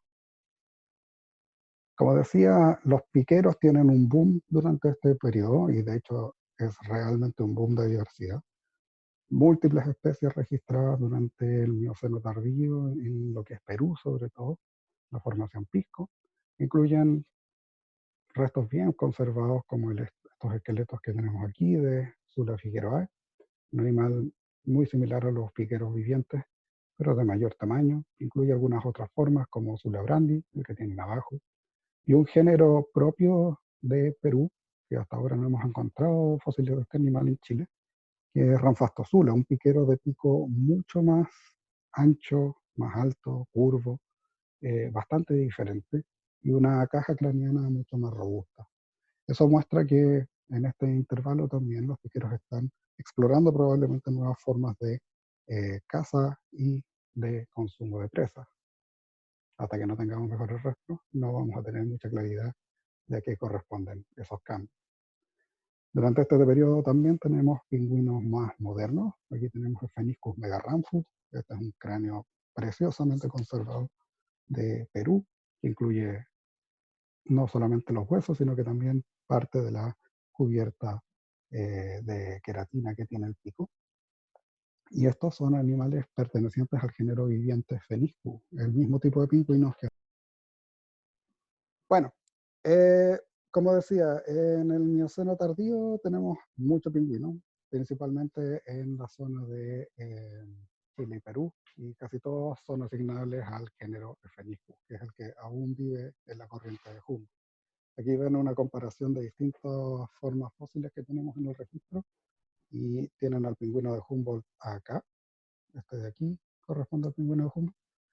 Y como pueden ver, varias de las formas que encontramos en el registro son algo más grandes, pero morfológicamente muy similares a las formas vivientes. Adicionalmente, y esto es de importancia, tenemos aquí algunos de los registros más antiguos confirmados de láridos en Sudamérica. Bueno, lo que tienen aquí entonces son de los registros más antiguos de gaviotas que tenemos para el Pacífico, en específico para la zona sudamericana. Tanto en la formación Pisco como en este caso, este es un fragmento de tibiotarso de la formación de inglesa, para acá. Son básicamente los únicos registros que tenemos de gaviotas. Y eso es importante porque cuando la gente piensa en aves marinas, o incluso si ustedes googlean una foto de ave marina, lo que van a encontrar son gaviotas, que son aves marinas costeras, litorales, con la excepción de un grupo, que son los gaviotines, el que tienen aquí en la fotografía, o charranes también se les llama, que son los más oceánicos, los láridos. En este caso, entonces, tenemos un animal bastante común actualmente, pero que en el registro fósil es muy raro. No tenemos claridad del por qué. Puede ser que los fósiles estén viniendo de zonas no muy adecuadas para su preservación, o bien puede ser que estemos simplemente ante un grupo que se diversificó en la zona mucho más recientemente, y estamos recién viendo aquí pequeños registros puntuales de este grupo. Así que es interesante ver cómo, si bien tenemos ya desde un poco antes, desde el Mioceno temprano, algunos posibles registros en Nueva Zelanda, sigue siendo un grupo muy poco representado en el registro fósil del Pacífico. Finalmente, este es el último intervalo que íbamos a ver, el Plioceno. El Plioceno tiene entonces registros en zonas similares, pero afortunadamente, al menos en Chile, tenemos múltiples localidades adicionales que nos han aportado información sobre cómo son las faunas de aves marinas en esta sección del Pacífico. Lamentablemente del lado de Oceanía no hay mucho registro. Nueva Zelanda nuevamente salva un poco en términos de representación de información. Y aquí tenemos en el lado neozelandés la aparición de múltiples grupos de petreles, de albatros incluso, presencia todavía de pingüinos, por supuesto, y de pelagornítidos. En el caso de la cuenca sudamericana, del lado sudamericano de la cuenca, lo que tenemos son, bueno, principalmente los mismos grupos que ya hacían su aparición durante el Mioceno, pero algunas especies nuevas y algunos géneros nuevos hacen su aparición en el registro. Entre los registros neozelandeses, uno de los más interesantes es el que tiene aquí, Aldiomedes augustrirostris, que es un pequeño petrel fósil del cual se conoce básicamente el cráneo. Aquí lo pueden ver, muy bien preservado, muy bonito, pero noten lo chiquitito que es cuando lo comparamos con albatro errante, uno de los el más grandes actual. Son albatros pequeñitos que, como digo, no tenemos todavía mucha información. Es posible que estuvieran mucho más ampliamente distribuidos, pero va a ser necesaria una revisión más fina de los registros que tenemos acá en Sudamérica, por ejemplo, para ver si es que no está presente en nuestro lado de la cuenca. El último animal que quería mencionar es este que tienen aquí, Eudita escaluina, un animal que describimos hace ya unos cuantos años. Procedente de la zona central de Chile, de lo que corresponde en este caso a la zona de Orcón, basado en múltiples restos fragmentarios, pero que nos permiten encontrar un nuevo género registrado de pingüinos. Otro que tiene también representantes vivientes, son los pingüinos crestados, como el pingüino macaroni, que aparecen aquí en este intervalo de tiempo. Esto es importante porque hoy en día estos están presentes también en el Pacífico, principalmente en la zona subantártica y en la área de Nueva Zelanda. No obstante, en general llegan a zonas un poco más temperadas y más al sur de lo que estamos viendo aquí en este registro fósil. Así que eso muestra también cambios en la distribución, incluso hace tan poco como 2 millones de años. De nuevo, suena a mucho tiempo, pero la verdad es que son intervalos pequeñitos para la historia de estos grupos de animales. Bueno, ese es el registro con el que quería cerrar. Básicamente, la idea general era darles una pincelada sobre cómo es el registro de estos animales a través del Pacífico, pero también introducirlos bien a nuestro entendimiento de las aves marinas y cómo estas son importantes desde la perspectiva evolutiva y cómo se relacionan con los cambios ambientales de la cuenca. Aún falta mucho por hacer, aún faltan muchos fósiles por descubrir. Hay muchos vacíos en el registro aún. Como pudieron ver, Nueva Zelanda está haciendo un aporte increíble en cuanto a nuestro entendimiento de la fauna, sobre todo más temprana durante el, eh, el Paleoceno y el Oligoceno. Básicamente ellos nos salvan con los registros que ahí hay. Pero acá en Sudamérica aún estamos un poco cortos con eso. En Chile aún faltan muchos sitios, nos falta mucho para poder cubrir de mejor manera ciertos intervalos, sobre todo en el Paleógeno, pero hay un potencial increíble para seguir explorando y entendiendo estos cambios. Quiero agradecer desde ya su atención. Me disculpo por la extensión, de verdad pensé que era más tiempo y de hecho había hecho una presentación mucho más cortita que extendí significativamente para poder cubrir el tiempo que había pensado. De todos modos, espero que esto sea un recurso de su interés y que les pueda servir como video también y para que le puedan poner pausa si lo necesitan entre medio. Y eso, ahí les dejo también en pantalla, están los accesos para ver producción científica, donde están trabajos publicados, digamos, que pueden buscarme en academia y en ResearchGate para poder descargar la mayor parte de las cosas que yo he publicado al menos. Eso, muchas gracias a todos de nuevo por su atención. No creo que dé mucho tiempo para preguntas, ni mucho menos, No, pero ya ya que estamos, digamos, si hay alguien que quiere preguntar, que pregunte, porque, digamos, el seminario suponía que terminó hace 45 minutos atrás, pero destaco que y lo hiciste en 1 hora 45 minutos, no te pasaste de ese tiempo que fue el que... Lo había pensado así, pero bueno. Ahora, naturalmente, es muy probable que no hayan preguntas, ya todos quieren irse a almorzar, pero Y ya es hora de almuerzo.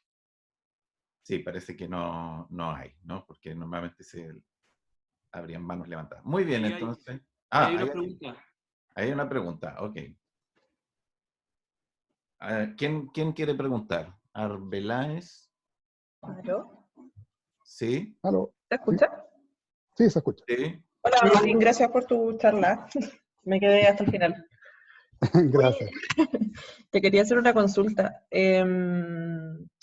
Respecto a estos análisis de los cráneos que tú estabas mostrando, ¿han hecho alguna cosa como con morfometría geométrica o algo así? Porque yo igual estoy trabajando con el tema de morfometría geométrica con Procelariforme, entonces me interesa el tema también como dado a lo que acabas de mostrar, que me parece súper interesante. Entonces quería saber un poco sobre eso. Y gracias de nuevo. Bueno, la verdad es que específicamente el esquema que mostré, la figura, es un análisis hecho con morfometría. Sí, morfometría 2D en este caso. Era el plotting solamente de, en este caso, los aves marinas que cazan bajo el agua, nadando. Ese trabajo fue recientemente, está en Early Access en Paleobiology. Aparece abajito en el mismo, se lo puedo pasar de pronto. Pero claro, esa es una forma para tratar de explorar este tipo de preguntas.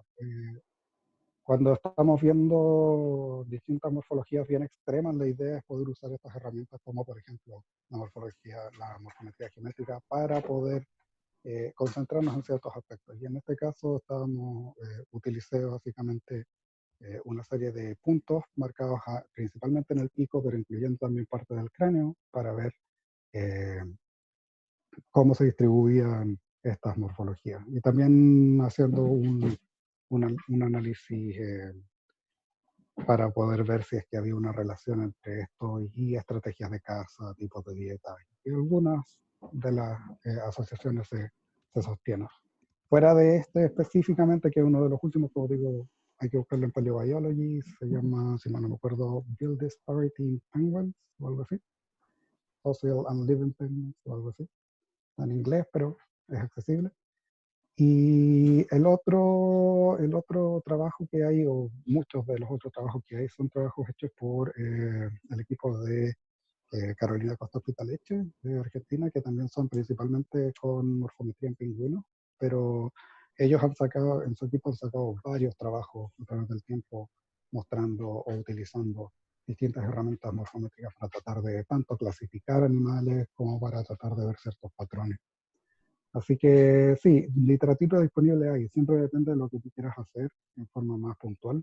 De Procelariformes no hay mucho que yo recuerde, pero las herramientas son más o menos las mismas, así que vale la pena pegarle un vistazo a esos distintos papers para ver si alguno de las metodologías te sirve o alguna cosa. De todos modos, cualquier cosa me puedes contactar, ya sea vía Facebook, vía correo electrónico, y te puedo ayudar con alguna cosa más puntual.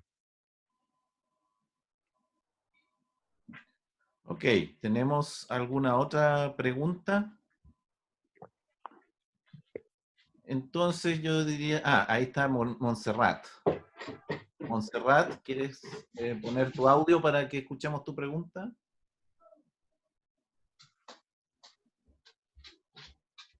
Anterior. Así Ahí, que gracias. Ahí te escucho. listo, te ¿Aló? escuchamos. Te escuchamos. No, que digo que yo fui la que hice la pregunta anteriormente. Ok. Así que gracias, y voy a buscar el Bueno, paper. entonces Súper. vamos a terminar entonces la sesión. ¿Les parece? Muchas gracias a todos, a los entusiastas que se quedaron hasta el final. Pueden llevarse medalla de honor de seminarista. Gracias a todos por la extendida paciencia. Muchas gracias, Martín. Excelente tu seminario. Muchas gracias por todo el trabajo también extra que pusiste para poder hacer una, una presentación de 1 hora Más 40, larga. como te solicitamos. Sí. Ok. Bueno, cosas que pasan, pequeños chascarrillos. Cosas que pasan. Espero se me cayó la internet en el medio de todo esto, así que espero que la grabación haya quedado bien, Martín. ¿Ok? Ojalá. Pero, si no, es posible que en YouTube se haya rescatado, pero vamos a hacer todo lo posible. Súper. Listo. Muchas gracias a todo el mundo. Gracias Adiós. a todos. Bye.